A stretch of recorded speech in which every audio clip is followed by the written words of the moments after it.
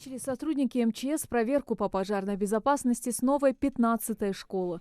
В 2018 году ее ввели в эксплуатацию, и сегодня она практически готова принять детей для сдачи экзаменов. Первая на очереди проверка системы автоматической пожарной сигнализации. Сигнализация все в исправном состоянии.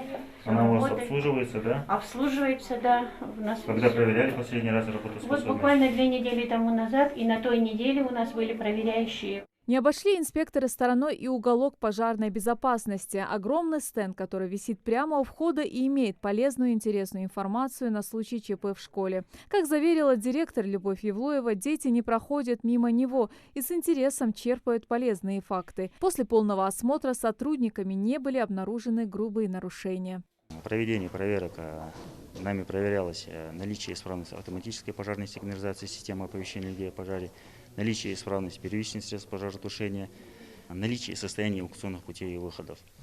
В данной школе имеется автоматическая пожарная сигнализация, в которой находится в исправном состоянии. Школа обеспечена согласно нормам первичными средствами пожаротушения огнетушителями. Эвакуационные пути и выхода находятся в удовлетворительном состоянии.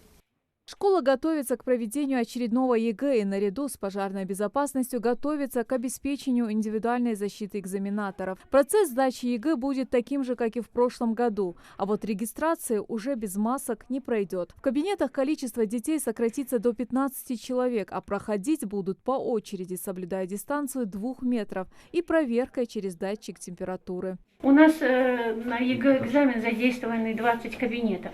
Это на первом и на втором этажах.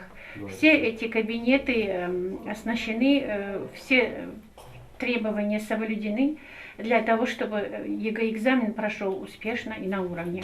А 6-я школа уже полностью подготовилась к сдаче ЕГЭ. Заблокировали один из входов, опечатали все ненужные кабинеты и проходы. Сразу же разместили средства индивидуальной защиты, оградили проход партами и наклеили дистанционные метки. Они уже на протяжении 3 лет проводят мероприятия по сдаче ЕГЭ, и проблем с организацией не возникало. Осталось только установить определяющую личность камеры. Также не было проблем и с пожарной безопасностью. Помимо обследования, помимо проверок, мы провели с лицами, ответственными за пожарную безопасность, руководителями школы, краткий противопожарный инструктаж, как действовать в случае возникновения пожаров, куда звонить, в какие службы. Всего в Назрановском районе отведено для проведения ЕГЭ 5 общеобразовательных учреждений, а в целом по Назране 3 школы. Все они уже на 90% готовы к проведению государственного экзамена. Первые экзаменационные дни начнутся 3 июня. Светлана Томова, Адам Гулоев, Магомед Дидигов, Новости 24.